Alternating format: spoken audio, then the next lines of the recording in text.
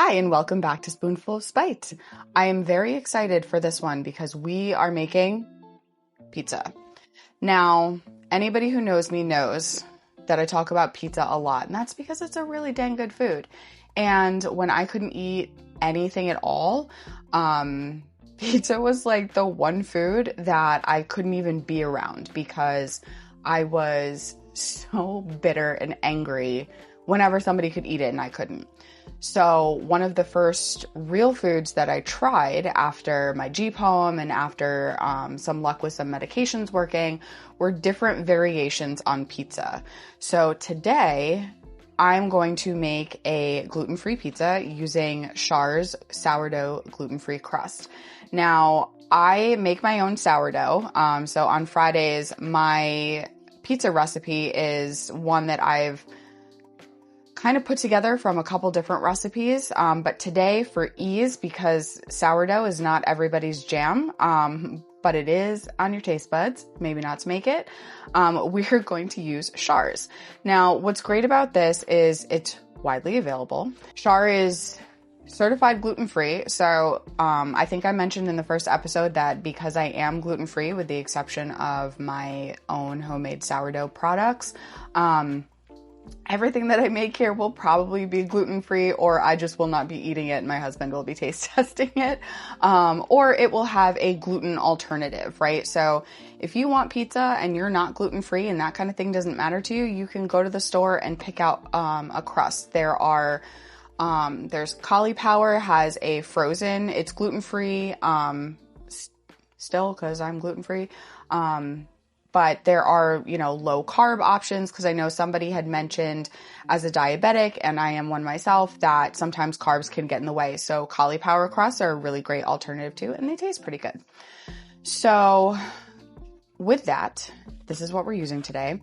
The other thing is for pizza and intolerance that the FODMAPs and the onion, the garlic, all the spices in the sauce and what people put on the pizza can tend to be really bothersome on the stomach. So there are two different pizza sauce options or just tomato sauce options out there that are for sensitive stomachs or low FODMAP. So the one that we're using today is Prego's sensitive stomach.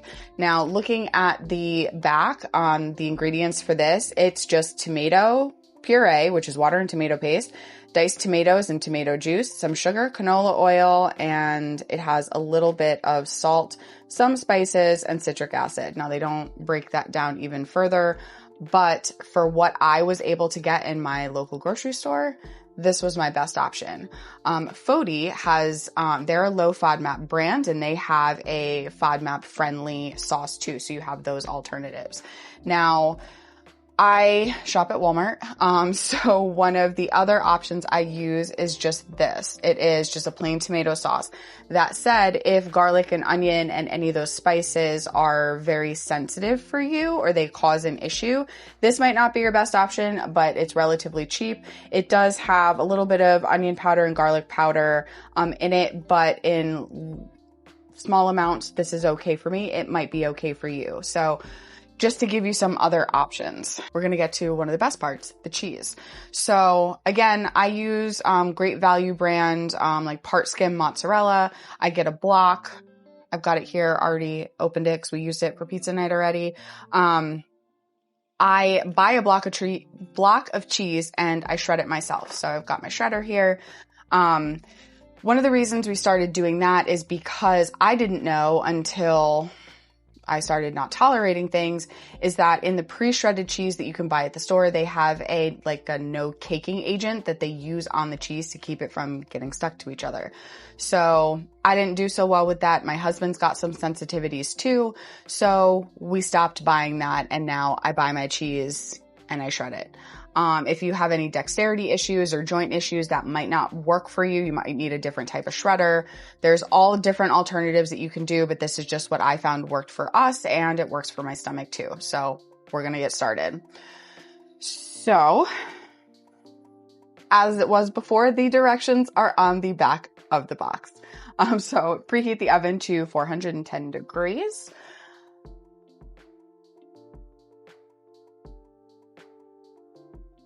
And I've got my pizza pan here, so I'm just gonna pop this baby open. Now this box comes with 2 crusts, both of which, if you can kind of tell if I'm doing this right, are pre-packaged. So put it right back in the package and guess what? You got enough for another pizza night. So this is very simple. You're just gonna unwrap. I am going to use parchment paper on my thing here. And just a note for anybody who maybe doesn't bake or cook, that parchment paper is a really great thing to use, but make sure that you read the temperature of how high you can cook this in the oven. How hot, like what the temperature can be. So what is the max amount of heat that this paper can take before starting a fire? So I didn't know that. The more you know, I'm not gonna gatekeep any of that. So I'm gonna plop this on here. What I'm also going to do is cut around the pizza with, so the least amount of parchment paper is uncovered. Anxiety, safety, either way, there's no harm in doing it. Okay, so I'm going to shred my cheese now that that's ready and sitting there. I would suggest less is more if this is the first time you are making something like this for yourself. There are also non-dairy alternatives to cheese, which I don't eat those, so I can't tell you how I tolerate them or how they taste on something, but I do know that just like gluten-free products, non-dairy products have gotten a lot better over the years. So, you know, it's up to you to really learn how to read the ingredients and look at something and decide whether or not it's going to work for you, or if it's something that you even want to attempt to try. We don't like a ton of cheese on our pizza just because, again, it's higher in fat, which is also why I buy the part skim, and it can be greasy. So if I want something to work for my stomach, I will, again, these are the small little changes that you can make that will hopefully give you an alternative of something that you can use, because who doesn't like pizza? Who doesn't want pizza? It is an absolutely fabulous food. And the other thing is, if you don't want red sauce on your pizza, you also don't have to have red sauce on your pizza. You could do, if you tolerate it, you could do like garlic, if that's something that your stomach can tolerate. There are white pizzas, or hell, you could put no sauce and just maybe like vegetables if you could tolerate them, and cheese on the pizza. Or if there's certain kinds of meat that you tolerate, you can put that on there too. Everything that I'm going to try to do here, I'm going to try to have an alternative, whether I make that alternative or we just talk about the alternative, and it's something that maybe you can try for yourself and just see how it works. You know, I said this in the first episode, but I will probably keep repeating it till I'm blue in the face, but trial and error is the only way we're going to figure things out. And that sucks. And something might not work the first time. I just want to encourage you to try not to get super discouraged if you are like, I saw this really cool pizza, I want to try it for myself, and it doesn't work. Maybe the taste was off, maybe the ratios were off, or maybe it gave you a stomach ache. You know, take a beat, take a minute, and see if there's a change that you can make. See if you can adjust something, and maybe give it a try again. I've had a lot of fears around trying foods that have previously made me sick. And there are some things that even I still will not try ever again. And if you get to that point, that's okay too.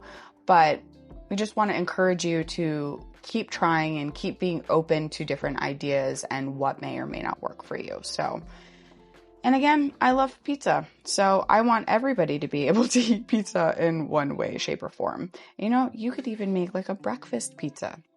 You know, who doesn't love breakfast? Because I certainly do. So some of the other options that you can do with this is different kinds of cheese, in the sense, not in the sense of dairy versus non-dairy, but there are so many different cheeses. Like maybe you hate mozzarella cheese, but you tolerate Swiss cheese. Maybe you make a Swiss cheese pizza. Sounds a little funky, but you know what? who cares? If it works for you and your stomach tolerates it and you like it, then that's really all that matters. I also really like to use Asiago cheese as well. It's a harder cheese. It's got a little bit more of a bite to it. But I use that in small doses because I tolerate the softer cheese a little bit better than the harder cheese.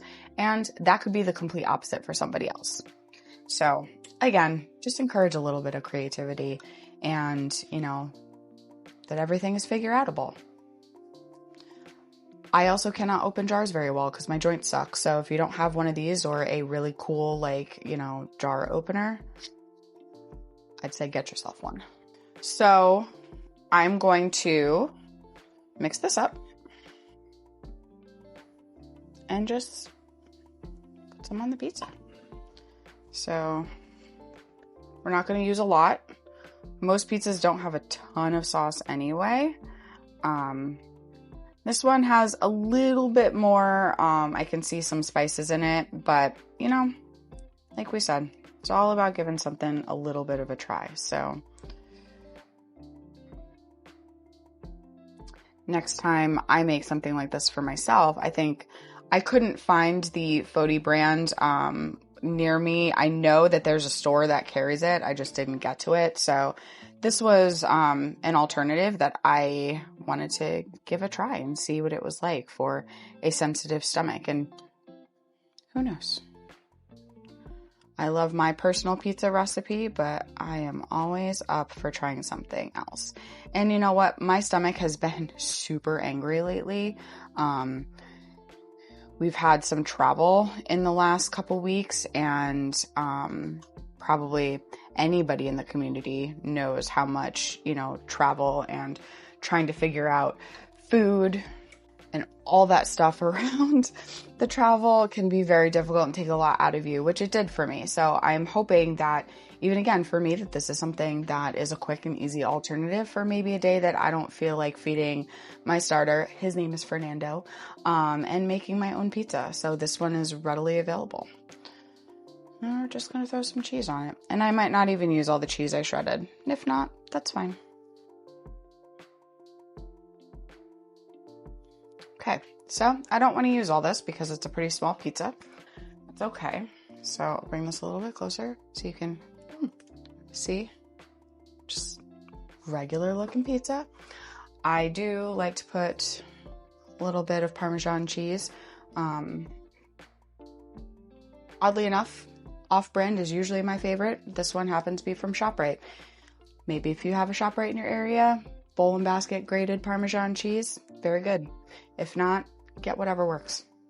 Just sprinkle a little bit on the top. And we're done. So once my oven is ready to go, I'm going to pop this in the oven. According to the back, it says 8 to 10 minutes. I like to go on the lower end when I'm making something for the first time. So we're going to start with 8 minutes. And after this goes in the oven and it's all done, we'll be back. Pizza's done. Very hot. Looks pretty good. Now we're going to taste test. Now again, I feel like I repeat myself all the time, but it is what it is. If things like this bother you, but you really want to eat them and you can't find an alternative, I'm not going to tell you to just go ahead and eat it and hurt your stomach. We're all adults. We can make our own choices, but there are some things that you can try and use that might help you be able to digest some of these things, or not so much digest them, but tolerate them a little bit more. Now, some of the things that I've personally used over the years are some different digestive enzymes. So I figured this was a good time to talk about them. So I've got, where's my camera? One here. It's from Sports Research, digestive enzymes. You can buy them on Amazon. You can buy them on the website. They help. They're not a cure. They don't fix everything, but they do help with a little bit of the bloating and stuff. And there's also, I have some travel packets of FODzyme, and this one's a little bit different because you can just kind of sprinkle it right on your food. So for foods that are high in FODMAPs, and if you are sensitive to FODMAPs, that could be an alternative of something for you to try to make things a little bit more tolerable for you. But I will also say that before you do anything, always talk to your doctors and make sure you're making smart choices. So now I have to cut this into thirds. maybe, and here.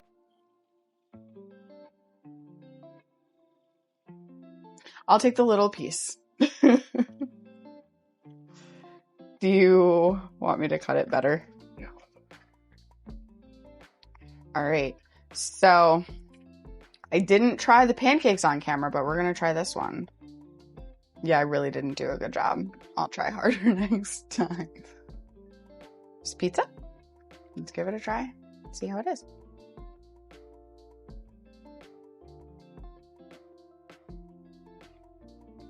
That's pretty good. My pizza's better. But this is a great alternative. Bye.